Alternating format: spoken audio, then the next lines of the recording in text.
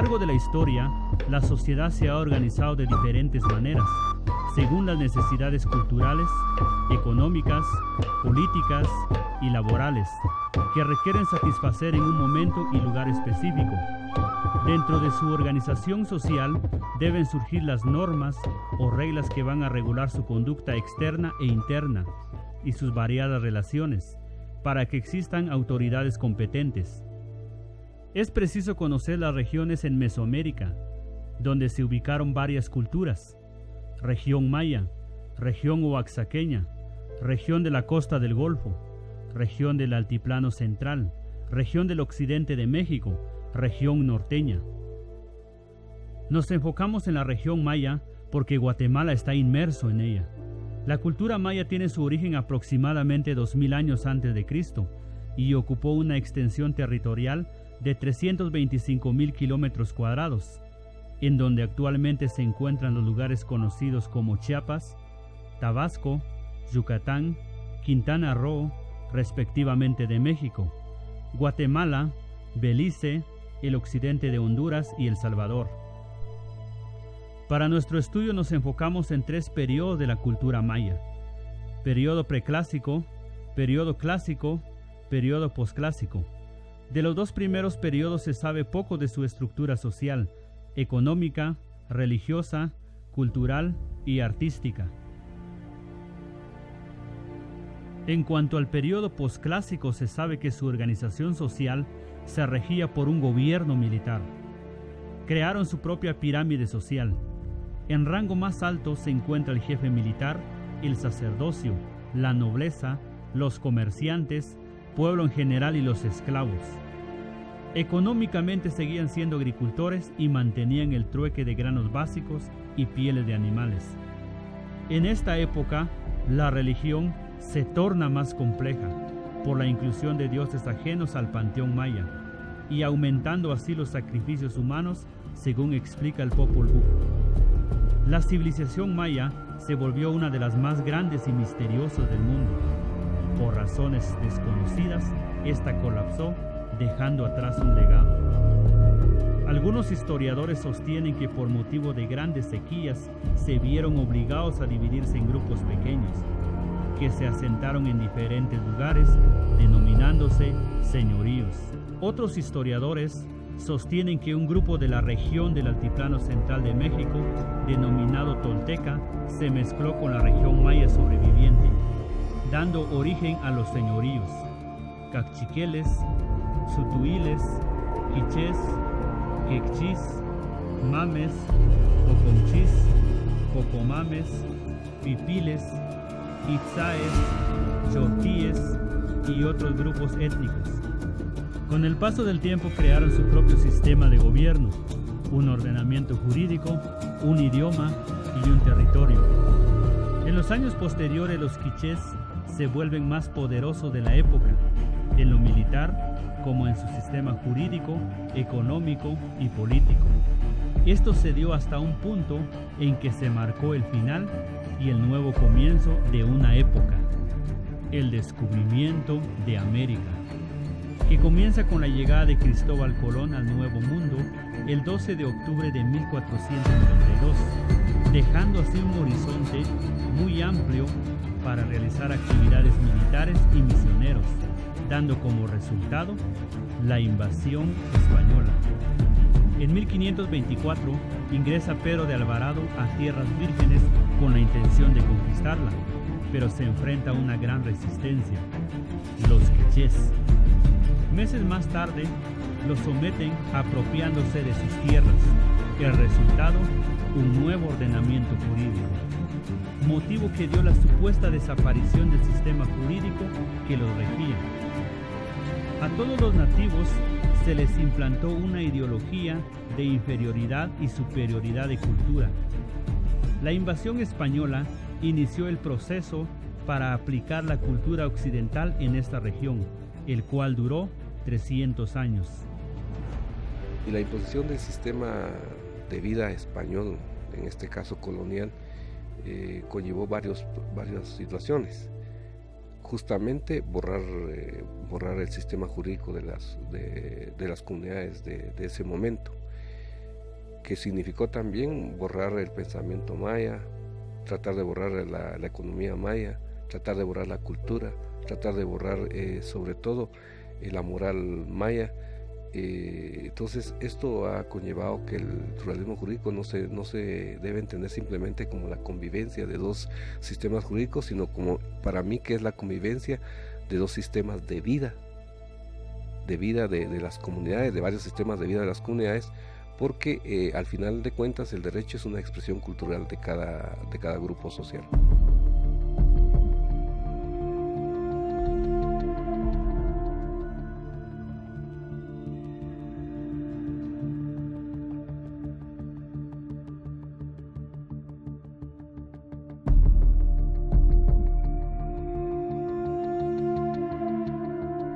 Antes de entrar en materia debemos hacernos esta interrogante: ¿por qué es importante estudiar el derecho indígena? Es una interrogante que los estudiantes del derecho deben meditar antes de llegar a una conclusión. Ha habido muchos estudiantes en nuestra universidad que confunden el derecho indígena precolonial, colonial y el derecho en estos momentos. El derecho indígena es el conjunto de sistemas, valores y creencias de las comunidades aplicadas a resolver conflictos propios de esas comunidades. Que ésta debe ser entendida como un sistema de normas, valores, principios, autoridades, procedimientos que regulan la vida social de las comunidades y que de alguna manera pues inciden en la solución de conflictos que se presentan para restablecer el equilibrio y la armonía de la comunidad. Toda tradición es un proceso. Vive solo si es capaz de cambiar. En cuanto a su futuro, ninguna posibilidad se cierra, pero una tradición implica fenómenos masivos que duran por milenios. Tienen sus propias formas de vida, forma de entender la vida, forma filosófica de entender la vida, y en esa forma es que aplican el derecho. En realidad no tiene principio, aunque pueden encontrar un final. El derecho no puede dejar de lado la interpretación de las lógicas implícitas, culturales, políticas y jurídicas de las sociedades indígenas. A la tradición jurídica romana aún le falta aprender las tradiciones jurídicas del derecho indígena, que viene de largas tradiciones culturales. El derecho indígena tiene fundamento constitucional a partir del reconocimiento de su identidad, específicamente en el artículo 58, los artículos 66, el 44 y 46. Aunque el derecho indígena es una tradición que permanece estática y apartada, pero es un mito que desarrolló el sistema colonial. El análisis histórico revela que ha estado negociando su relación con el poder colonial y luego con el Estado y acompañando la estructura política. Respecto al derecho indígena, se sabe muy poco. Solo se cuenta con 3 fuentes para conocer su cuerpo normativo: las fuentes escritas originales, los códices, los sitios arqueológicos y las crónicas escritas durante los primeros años de invasión, realizada por los españoles e indígenas. Las transformaciones experimentadas por la estructura de autoridad y organización indígena se derivan de diversos procesos que la moldearon para poder asimilar los diferentes cambios que surgen en la sociedad. Es una de las formas en que vamos conociendo nuestra realidad jurídica de nuestro país. Este proceso lo observamos en el marco de transición del Estado colonial al republicano en Guatemala. Esto implica reconocer las formas de autoridad y legitimidad que se asumieron desde las instituciones mayas locales. Desde el punto de vista teórico, el pluralismo jurídico es la convivencia de más de 2 sistemas o 2 sistemas jurídicos que tratan de resolver los conflictos. En Guatemala es un problema esto porque desde la llegada de los españoles lo que no ha habido pluralismo jurídico, lo que ha existido es un monismo jurídico. Es evidente que impactó en la vida de los indígenas, incluyendo la forma en que estaba organizado el derecho maya. Bajo la dominación española, quedó restringido el derecho indígena, lo cual deja marcado la historia de este sistema jurídico hasta la actualidad. Se produjo una oposición y jerarquización entre las normas oficiales y el derecho indígena. De esta forma, Guatemala siguió hasta la actualidad regida por diversidad de sistemas jurídicos con estatus desiguales. En este proceso, el derecho indígena y el estatal muchas veces entraron en conflicto. En los pueblos utilizaron y aplicaron el sistema de derecho español junto a la tradición jurídica maya. La estructura organizativa definida por los alcaldes, los principales y las cofradías que conformaban también el cabildo indígena que regía la vida local de los pueblos de indios. Carmack observó que en Momostenango los miembros del cabildo, los alcaldes y regidores asumían las funciones de jueces que aplicaban el derecho maya. Incluso en el edificio del cabildo, como en otros pueblos, se conocía como el Atultzig, que significa juzgado. Los principales y gobernador de indígenas también tenían papeles importantes para supervisar las actividades de dichos jueces. Ellos aplicaban justicia en diferentes asuntos e imponían sanciones que incluían el encarcelamiento, encadenamiento, azotes y colgamiento de manos. De cualquier manera, aunque este juzgado tenía cierta autonomía en diversos momentos, o en términos generales, estuvo bajo el control de los curas, jueces españoles y vigilancia de los alcaldes mayores y corregidores. Con las reformas borbónicas de finales del siglo XVIII, el sistema jurídico indígena perdió más autonomía, porque se asignaron jueces españoles y ladinos en los pueblos, lo que trajo consigo un mayor control judicial estatal sobre las autoridades y las comunidades indígenas, dando así la monopolización de la aplicación de justicia. Los funcionarios españoles y ladinos, sacerdotes seculares, utilizaron con mayor fuerza las leyes españolas, que dio inicio a mayores transformaciones, las que tendrían lugar en el siglo XIX. La promulgación de la Constitución de Cádiz en 1812 tuvo un fuerte impacto porque implantó nuevos conceptos jurídicos sobre el gobierno local, con relación a la forma en que se debían integrar las municipalidades. En su artículo 311 se especificaba que la ley determina el número de individuos de cada clase que se integrarían a los cabildos de los pueblos. El proyecto político de crear una nación fue el máximo objetivo, pero se fundó en ideas asimilacionistas. La estructura jurídico-política, decretada entre 1824 y 1825, diseñó políticas de alcance totalitario contra los idiomas mayas, el conocido decreto del 28 de noviembre de 1824, contra el régimen comunal de tierras, decreto del 10 de mayo de 1824, pero con un sistema de impuestos de herencia colonial. Las leyes de este periodo subdividen el territorio en municipalidades, decreto del 23 de julio de 1823, y se reemplaza el cabildo por la estructura del municipio constitucional, un alcalde, 2 regidores, un delegado procurador de la comunidad de propietarios. Las leyes guatemaltecas sobre municipalidades proclamadas después de la independencia siguieron las pautas marcadas por la Constitución de Cádiz. La Constitución Federal de 1824 pedía la desintegración de las autoridades propiamente indígenas o que sus miembros fuesen sumados a la municipalidad constitucional. En los municipios donde vivían indígenas y ladinos surgió lo que en el siglo XIX se conoció como municipalidad mixta, es decir, integradas por ladinos e indígenas. Los ladinos que residían en los pueblos indígenas lograron una mayor representación en las municipalidades. Pero atendiendo la idea que los ladinos serían mejores administradores en estas municipalidades, fueron ellos quienes ocuparon los cargos más importantes, mientras los cargos de alcaldes segundos y los últimos regidores los permitieron a los indígenas. Sin embargo, el régimen conservador derogó diversas normas del sistema liberal. Durante este lapso se establecieron las alcaldías de indígenas y de ladinos como una forma de otorgar gobierno a cada clase.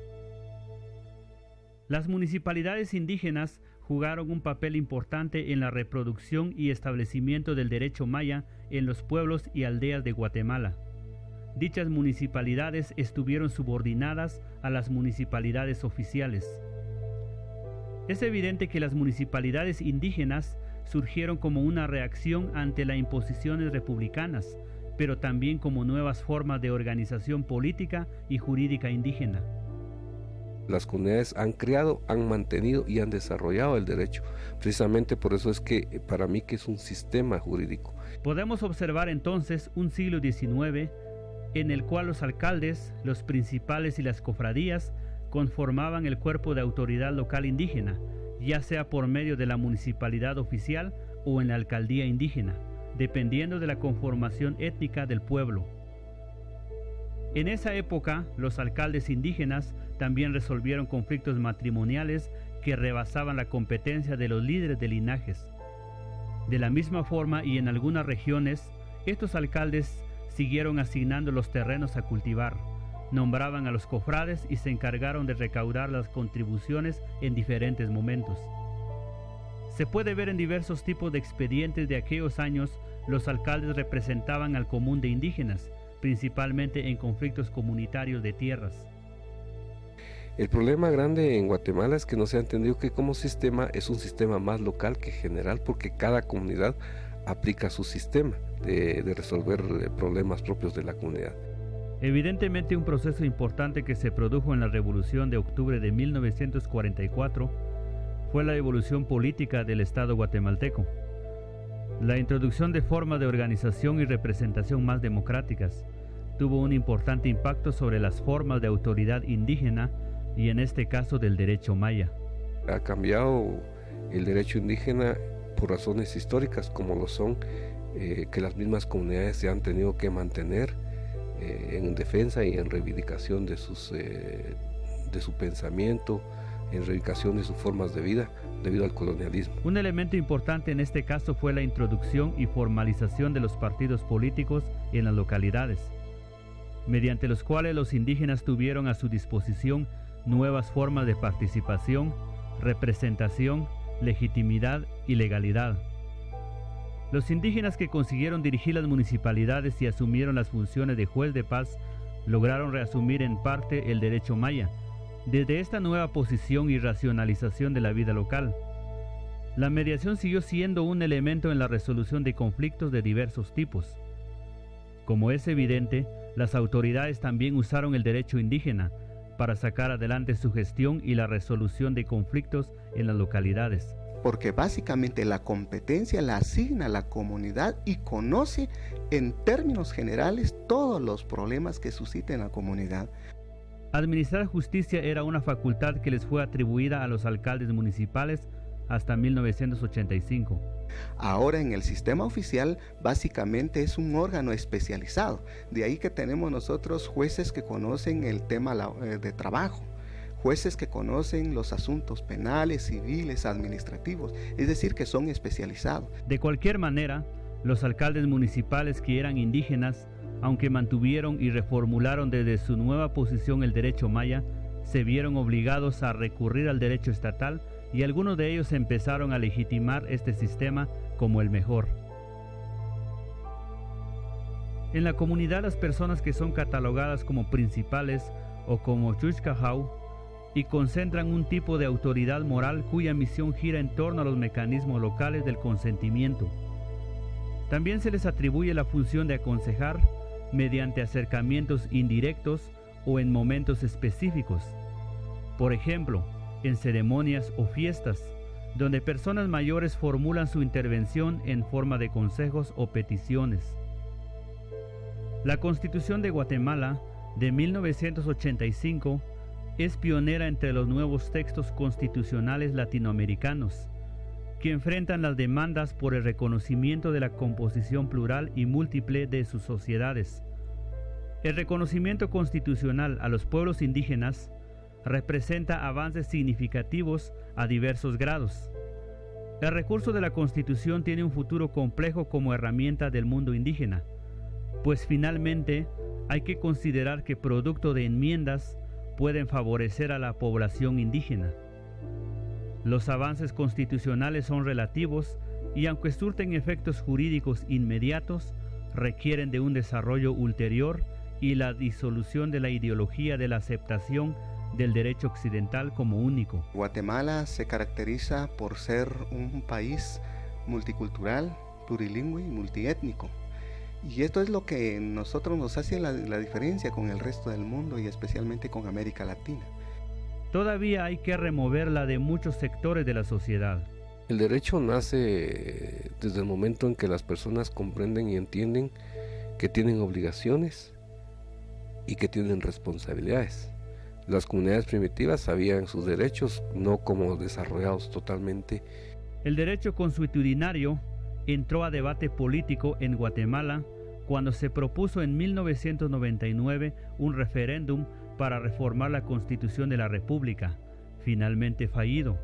Esta posibilidad de reforma constitucional fue abierta por la suscripción de los acuerdos de paz y la ratificación del Convenio 169 de la Organización Internacional del Trabajo. Tenemos el Convenio 169 también que respalda los acuerdos de paz, los acuerdos de la Corte Suprema de Justicia. Además de lo contemplado en el Convenio 169 de la OIT y el Código Municipal, Decreto 12- del 2002, especialmente en sus artículos 8, 20, 56, 58 y 66, básicamente reconoce el derecho consuetudinario del lugar como parte del ordenamiento jurídico municipal. Hay que entender que todas las comunidades para sobrevivir necesitan organización y necesitan entender la vida. Y entender y organizarse va de por medio del derecho, porque el derecho es un vehículo que armoniza. Y da un reconocimiento a la alcaldía comunitaria, elevándolo a la categoría de tercer poder frente al Estado y la municipalidad. Además, en Guatemala hay un pequeño capítulo de jurisprudencia acumulada que fortalece el pluralismo jurídico y la coordinación entre sistemas. El Convenio 169 de la OIT ha tenido un impacto decisivo en varios casos en que se ha citado. Es sorprendente que el término derecho consuetudinario haya sido refuncionalizado, sobre todo a nivel internacional, lo cual en gran parte se debe al Convenio 169, que ha relanzado este concepto.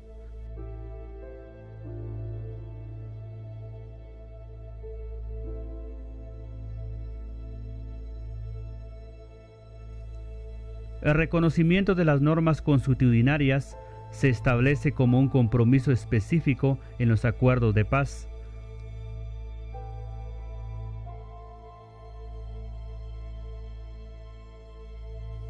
La terminología para designar al sistema jurídico del Estado no presenta problemas, pero los términos para designar a los sistemas legales indígenas se han mostrado variadísimos, hasta adquirir las características de un verdadero caos terminológico. Que es resolver conflictos, pero no en el sentido de que no haya problemas, sino en el sentido de buscar la paz y la justicia. Y es notable la perspectiva introducida por el Acuerdo sobre Identidad y Derechos de los Pueblos Indígenas. El acuerdo es uno de los pocos ejemplos a nivel mundial de aplicación de la perspectiva que han elevado a rango normativo para ser incluidos en el derecho guatemalteco. Prácticas sociales cuyo carácter histórico normativo era un componente del sistema cultural. No se trata simplemente de reconocer el derecho consuetudinario, sino reconocer que existen prácticas sociales reguladoras de una normatividad social en las diversas sociedades guatemaltecas y que dicho sistema tiene su propia lógica operativa. Que básicamente la jurisdicción indígena tiene su base constitucional a través del ingreso a la normativa internacional, porque la interpretación, la interpretación o el principio hermenéutico indica que la norma no se debe ver por artículos aislados, sino en su conjunto.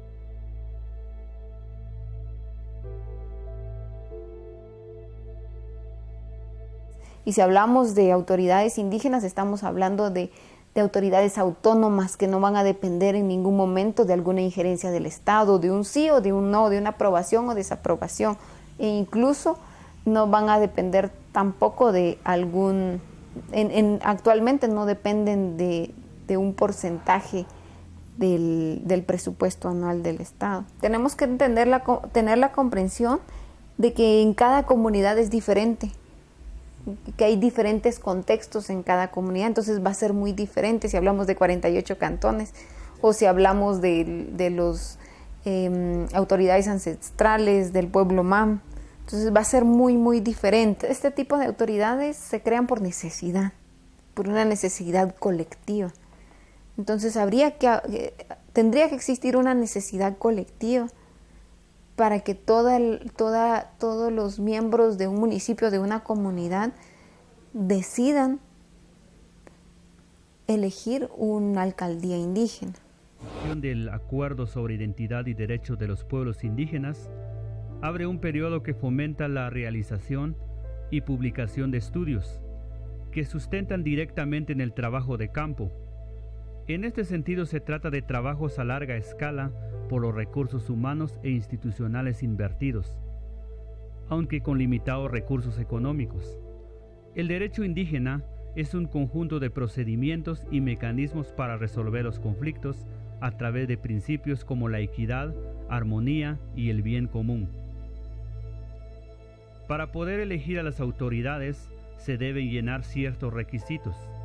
El requisito, pienso, de la comunidad, o sea, de la persona que se va a quedar, es que sea la persona honrado, líder verdaderamente, líder de la comunidad. Por ejemplo, los méritos que tenga la persona puede ser un factor muy importante. El nahual que tenga puede ser un factor muy importante en la elección, debería ser un factor importante.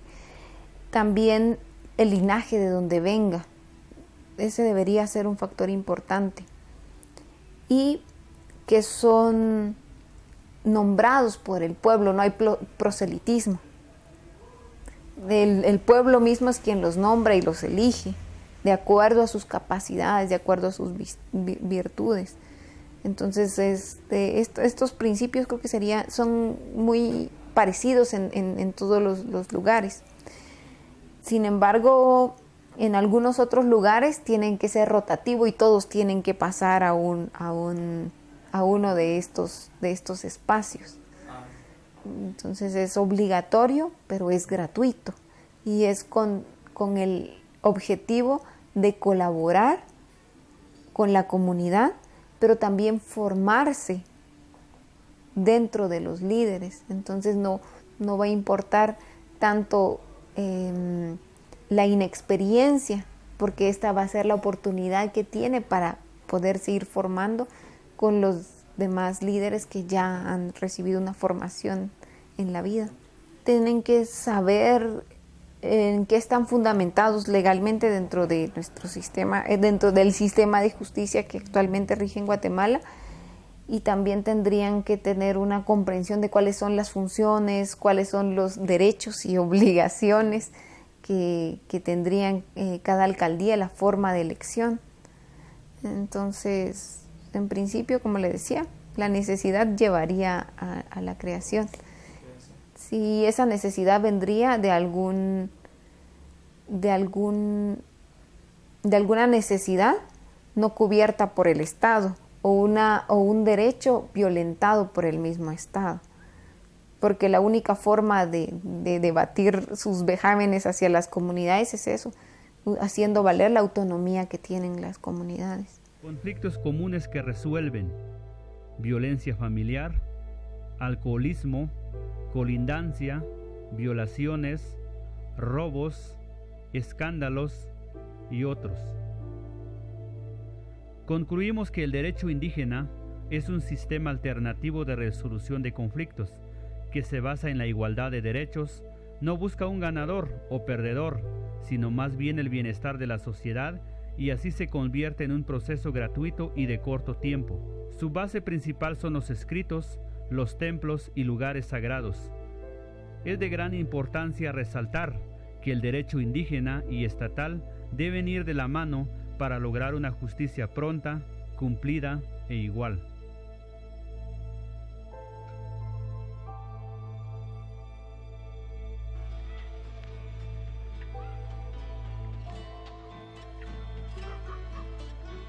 Dinamit Guatemala, likpan guerra hala. Chahre no likpan guerra, porque nastir no escucho a españoles que cansas que dinamit o catut, cajao, camán, catit que cansas que. Kahna que kisachan kawach. Pero más que antes voy a ganar. Chahre porque yo ojo pampim patakiche. Kakewa chiquiwach. Más que antes ganar. Yo que hasbi ko chicho pampin, kachu chico kajicho yuna, kajicho chincancho, yuna nakanan reclamar ka derecho. Chahret porque de ojo echare a cal naktirqir, de taqueque se escucho chile, coquitos lo mayo, se chive haringa que ananque, eruna re nakanan y peleto, nakanan reclamar ka derecho, porque hegorera pues, hasbi pues. Mas chicos ihe na ukanan ganar re take home take mas ko take tos jere nakana pero naka uptik ju con chilal ves ma no nar kahni nar chipor kama bal también tos jere nakanan ganar.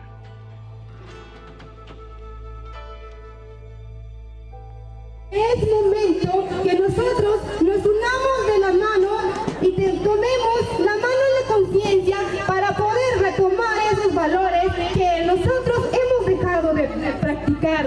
Encontrar la identidad, cada uno como sujeto, la identidad dentro de una colectividad, pero también la identidad como sujeto individual, y eso nos la va a dar mucho la comprensión del Nahual, el saber que tenemos habilidades, pero también tenemos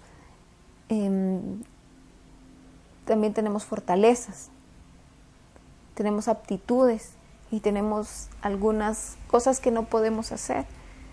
Poder tener esa comprensión y poderla ubicar dentro de lo que podemos aportar dentro de nuestra sociedad.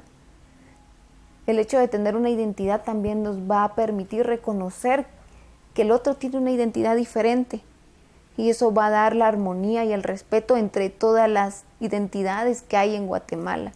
Que muchos dicen que esa es una debilidad del país, pero si la podemos canalizar de la mejor forma, esa puede ser nuestra mejor herramienta para salir adelante. Nuestros múltiples idiomas, nuestros múltiples trajes, y no encasillarlo solo dentro del folclore, porque no es eso, no somos eso. Cada mujer que teje es una artista en toda la extensión de la palabra. Cada persona que pinta un jarro es un artista en toda la extensión de la palabra. Cada persona que teje un petate o una canasta es un artista. Y no nos tenemos que menospreciar, nos tenemos que sentir muy orgullosos de dónde venimos y del simple hecho que ahorita podamos hablar de los nahuales y que podamos hablar del derecho indígena. Es porque muchos abuelos atrás tuvieron que poner la cara y tuvieron que decir no estoy de acuerdo y los tuvieron que matar para que nosotros estemos hablando hoy aquí. Entonces no tenemos que hacer los oídos sordos a lo que pasó. No tenemos que guardar resentimiento, eso sí, porque el resentimiento no es bueno, pero no podemos olvidar lo que pasó. Eso es algo que es muy importante, porque quien no sabe el pasado está condenado a cometer los mismos errores. Solo analicemos el contexto para pensar y comparemos con el pasado, para pensar en qué parte de esa espiral de la vida estamos viviendo ahora y qué aporte vamos a dar y cómo vamos a resolver los conflictos.